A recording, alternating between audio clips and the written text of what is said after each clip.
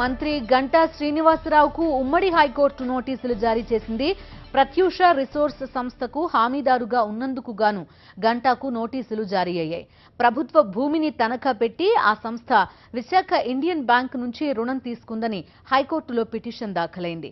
దీనిపై విచారణ జరిపిన కోర్టు ఈ మేరకు గంటా సహా పలువురికి నోటీసులు జారీ చేసింది. 3 వారాల్లోగా కౌంటర్ దాఖలు చేయాలని ఆదేశించింది. పూర్తి సమాచారం మా ప్రతినిధి వాసు అందిస్తారు. వాసు, చెప్పండి.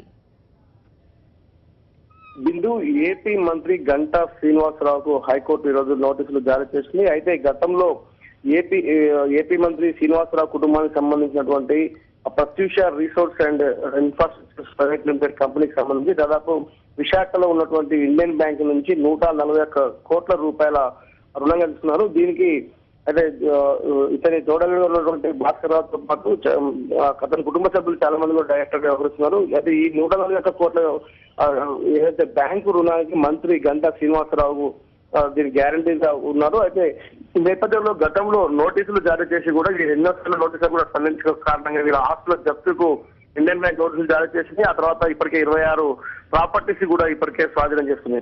తాజాగా బ్యాంకు ప్రాపర్టీ స్వాధీనం చేసిన వాటిలో కూడా ప్రభుత్వ భూములు ఉన్నాయని బ్యాంకు గుర్తించిన నేపథ్యంలో కూడా వాళ్ళు హైకోర్టును ఆశ్రయించారు.